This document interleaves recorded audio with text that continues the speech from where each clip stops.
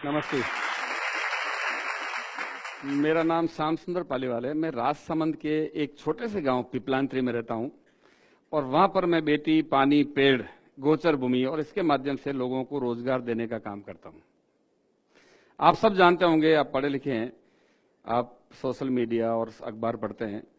एक ऐसा गांव है जहां पर जन्म लेने वाली हर बेटी के नाम पर उस गांव के लोग खुशियां मनाते हैं और 111 पौधे लगाते हैं।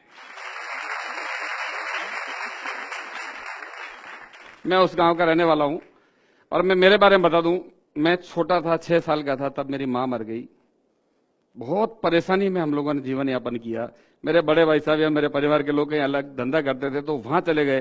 वहां जाने के बाद उन लोगों ने गोबर का टोपला सिर पर रख दिया कि यही बेटा अपना धंधा और ये काम करना है। फिर सोचा कि नहीं, ये मेरी मंजिल नहीं हो सकती है, मुझे देश के लिए, मेरे परिवार के लिए कुछ करना है। और मैं वापस मेरे गांव आ गया और संघर्ष करना शुरू किया। और संघर्ष करते करते मैं मेरे गांव का सरपंच बना। और सरपंच बनने के बाद मैंने कोशिश की कि मैं धरती माता की सेवा करूं। मेरे एरिया में इतने बड़े स्तर पर माइनिंग होती है जिसका नाम Guinness book of world record में दर्ज है।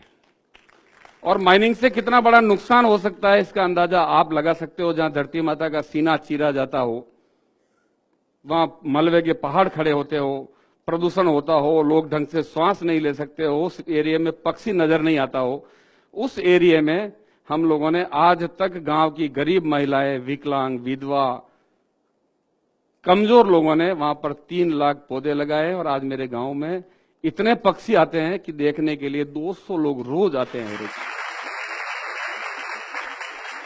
देश का ऐसा कोई अखबार या कोई न्यूज चैनल नहीं होगा जिसने हमारे गांव के बारे में नहीं छापा। मैंने नहीं किया, मेरे गांव के लोगों ने किया।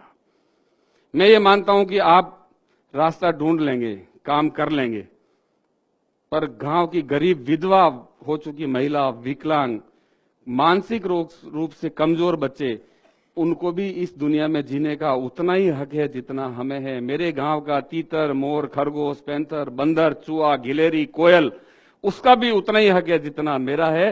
क्योंकि मुझे इंसान कुदरत ने दिमाग दिया है, जबान दी है, उसको बोलने का उसको दिमाग नहीं दिया। इसलिए ऐसा नहीं हो कि मैं उसको मार कर खा जाऊं या उसके हक को भी खा जाऊं। इस काम को रोकने का काम मेरे गांव के लोगों ने, हम लोगों ने किया। और उस गांव का नाम आप यूट्यूब, फेसबुक, गूगल या अन्य जो भी व्यवस्था है उससे देखिए, पिपलांत्री। कई सैकड़ों उस पर डॉक्यूमेंट्रियां बनी है और उसको देखने के लिए दुनिया भर के लोग वहां आते हैं। कई फिल्में उस पर बनी हैं, कई मैगजीन उस पर लिखे गए हैं। 7वीं और 8वीं कक्षा के राजस्थान के पाठ्यक्रम में उसका नाम आया है, उसको बच्चे पढ़ रहे हैं। डेनमार्क की सरकार प्राइमरी एजुकेशन में उसको पढ़ा रही है। अर्जेंटीना के एक दल आया हुआ है जो मेरे गांव के कामों पर एक फिल्म बना रहा है। उस फिल्म का नाम है ट्री सिस्टर, पेड़ों की बहनें। इस तरह के काम उस गांव में हो रहे हैं। मैं खुश नसीब हूं और गौरवान्वित महसूस करता हूं कि मैं उस गांव का रहने वाला हूं। बेटी, पानी, पेड़, गोचर भूमि और वन्य जीवों के लिए काम करने वाला नाम है पिपलांत्री। मेरे गांव में जितनी भी बेटियां पैदा होती है, गांव वाले लोग खुशियां मनाते हैं और उस बेटी के नाम पर पौधे लगाते हैं।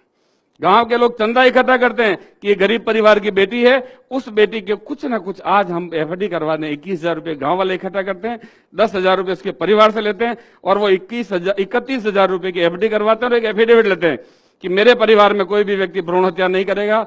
मेरी बेटी के जन्मदिन पर लगाए गए 111 पौधे, 111 पौधे, मेरी बेटी का पालन पोषण इन दोनों का समान रूप से करूंगा। मैं इसको शिक्षा से वंचित नहीं रखूंगा, मैं इसका बाल विवाह नहीं करूंगा। यह पौधे एवं मेरी बेटी जब बालिग होगी तब ये पौधे पेड़ बनेंगे और मेरी गांव की संपत्ति होगी, इस पर मेरा अधिकार नहीं होगा। और इन सब को देखकर दुनिया भर के लोग वहां आते हैं। अभी यूनियन बैंक ऑफ इंडिया ने मेरे गांव के 300 बच्चों को गोद लिया है और 60 लाख रुपए दिए। ये एक गांव में हो रहा है। आप समझ सकते हैं गांव की व्यवस्थाएं क्या है। राजस्थान के 9,800 ग्राम पंचायतें हैं। गांव में जाते ही हमें लगता है कि पानी नहीं होगा, पीने का पानी साफ नहीं होगा, गांव में गंदगी होगी, गांव में कचरा होगा। और इस तरह की व्यवस्थाओं को बदलने का काम पिपलांत्री के लोगों ने किया है, जिसको आज पूरा विश्व देखता है। और इसको देखकर राजस्थान की माननीय मुख्यमंत्री, महाराष्ट्र के मुख्यमंत्री कई लोगों ने वहां आकर उस मॉडल को अपने अपने क्षेत्र में अपनाया। उसका पिपलांतरी मॉडल नाम देकर कई योजनाएं उस नाम से शुरू की है। जल संरक्षण, वृक्षारोपण, बेटी बचाने पर, बेटी गौरव उद्यान, राजीव गांधी सेवा केंद्र, मुख्यमंत्री जल स्वावलंबन योजना जैसी कई योजनाएं, वहां से कुछ सीख कर कई सरकारें इस पर काम कर रही है और ये पिपलांतरी में हुआ है और पिपलांतरी के अलावा पूरे राजस्थान में ये काम चल रहा है। आज हम किसी व्यक्ति से उधार लेते हैं, आप कल्पना कीजिए कोई भी वित्तीय व्यवस्था, कोई बैंक, कोई साहूकार हमें उधार पैसा देता है, लोन देता है, तो वो छोड़ता है क्या? हमें कभी नहीं छोड़ता है। हमारे बच्चों को उसकी भरपाई करनी पड़ती है। तो इस धरती से हम कब तक लेते रहेंगे? कितने ट्यूबवेल खोदते रहेंगे? कितना खून इसका चूसेंगे? कितने पेड़ काटेंगे? अभी दिल्ली में मैंने देखा नहीं पर सुना है, दिल्ली के उप मुख्यमंत्री मनीष सिसोदिया मेरे गांव में 7 दिन रहकर एक डॉक्यूमेंट्री बनाकर गए, स्वराज इन पिपलांतरी। वो कब तक दिल्ली जैसी स्थिति क्या उसका इंतजार करते रहेंगे हम कि दिल्ली में जो स्थिति पैदा हुई है वो जयपुर में हो जाए, या देश के अन्य हिस्सों में हम ऑक्सीजन के लिए तरस जाएं, हम लकड़ी के लिए तरस जाएं, हम पीने के पानी के लिए तरस जाएं। बरसात का जितना पानी बहकर आज समुद्र में जाकर मिल रहा है, खारे पानी में मिल रहा है, क्या हमारी जिम्मेदारी नहीं उसको रोककर धरती माता को पिलाना? और धरती को जिस दिन पानी पिलाना शुरू हमने कर दिया, उस दिन पानी के संबंधित समस्या खत्म हो जाएगी। और ये काम पिपलांतरी के लोगों ने किया है। मैं ये बात इसलिए कह रहा हूं आप लोगों को कि अगर व्यक्ति ये ठान ले कि मुझे ये काम करना है, तो वो काम होकर रहता है। हम चांद पर जाने की बात कर रहे हैं, चांद पर बसने की बात कर रहे हैं, और हम हमारे गांव में सफाई की व्यवस्था नहीं कर सकते हैं। मेरे काम में 2007 में आज स्वच्छ भारत मिशन योजना चल रही है। देश के प्रधानमंत्री जी लाल किले से कह रहे हैं गांव सब साफ होना चाहिए, खुले में शौच की प्रवृत्ति को रोकना चाहिए। मेरे गांव के लोगों ने 2005 में ये व्यवस्था पूरी तरह लागू कर दी और एपीजे अब्दुल कलाम साहब ने 2007 को मेरे गांव को राष्ट्रपति पुरस्कार देकर सम्मानित किया। काम मेवाड़ी में कहावत है कि नाम रहे लो काम सुनो सयाने लोग, मीरा सुत जायो नहीं और शिष्य न मुंडियो कोय। नाम, हमारा नाम, मेरे जैसे कई लोग आए और कई चले जाएंगे। मेरा नाम तभी रहेगा जब मैं काम करूंगा। मीराबाई का नाम आज भी अमर है। मीराबाई का कोई संतान नहीं थी और कोई शिष्य नहीं था। महाराणा प्रताप की संतान को कोई नहीं जानता है, महाराणा प्रताप के कामों को सब लोग जानते हैं। इसलिए हम अपने आप को साबित करें। मैंने जैसे ही गांव का सरपंच बना, सबसे पहला नारा दिया था मैंने खुद ही को कर बुलंद इतना कि खुदा खुद तुझसे पूछे तेरी रजा क्या है। और वही हुआ। मेरे गांव का कोई भी व्यक्ति किसी भी मंत्रालय में, किसी भी मंत्री के पास, किसी जनप्रतिनिधि के पास, अधिकारी के पास नहीं गया कि मुझे ये चाहिए। सभी अधिकारी, जनप्रतिनिधियों ने आकर बताया कि आपके गांव में क्या व्यवस्था है, स्कूल नहीं है। एक आदेश में मेरे गांव के सरपंच की चेयर पर बैठकर वहां के राजस्थान के शिक्षा मंत्री ने सभी स्कूलों को प्रमोट कर दिए, आंगनबाड़ी खोल दी, वाटर सप्लाई की स्कीमें कर दी, सड़कें बना दी। जितना पैसा चाहिए था उतना पैसा सरकार ने लाकर दे दिया। आपको अपने आप को साबित करना पड़ेगा कि मैं ईमानदार हूं और काम के प्रति ईमानदार हूं।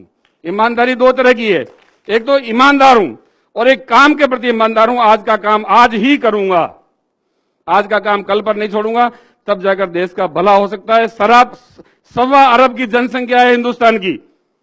अगर एक व्यक्ति एक पेड़ भी रोज हर साल लगा देवे तो 1.25 अरब पेड़ लगेंगे, समस्या जड़ से खत्म हो सकती है।